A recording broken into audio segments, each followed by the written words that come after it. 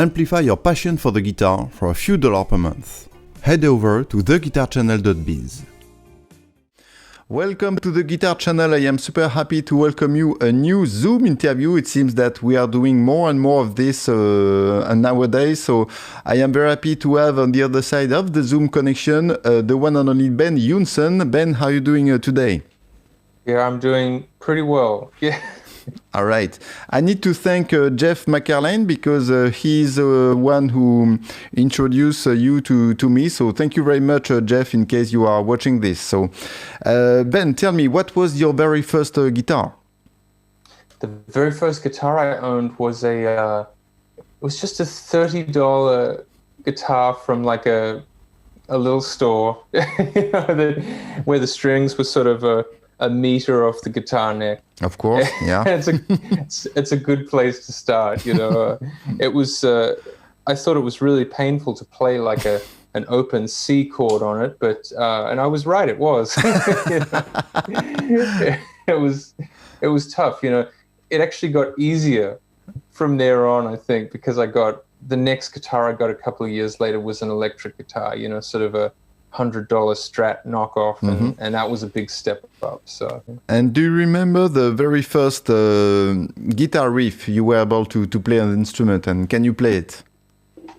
Oh, sure, yeah, it was, let's see if I can do it any justice. Maybe, maybe not, but...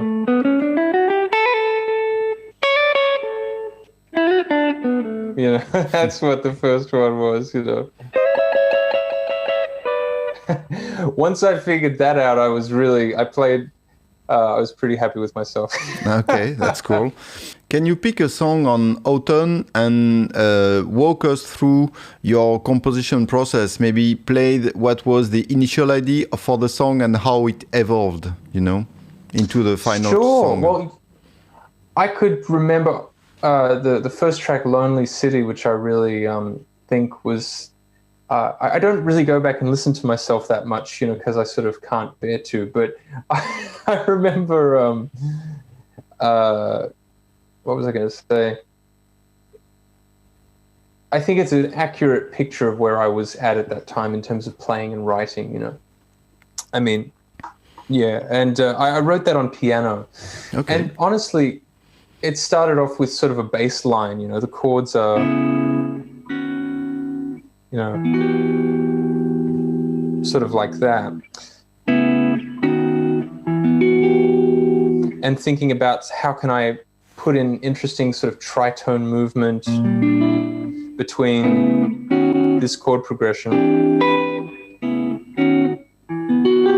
How can I sort of make that consonant by having a bass note where I go from this E minor chord to sort of down to a B flat, and utilizing whatever sort of common tones I can and that sort of stuff, and yeah, and all sorts of chordal movement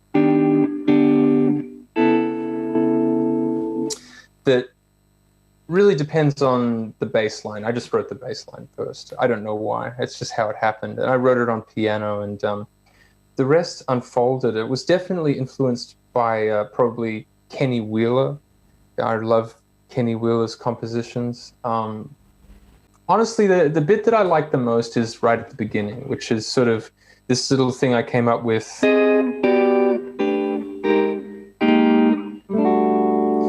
which is this little, I guess, melodic idea, which is on this song Shadow in the Sky, which is the first track. And I like it because it's a sort of an augmented scale. But it's just voiced with these chords which go between F minor and E minor. So it's sort of also utilizing some sidestepping or side-slipping, depending on how you like to refer to it, you know. That's sort of F minor, E minor. Where are we? E minor, F minor again, F minor, E minor. Sort of going between those two keys, and we used that little riff to to cue sections, to cue improvised sections. Amplify your passion for the guitar for a few dollars per month. Head over to theguitarchannel.biz.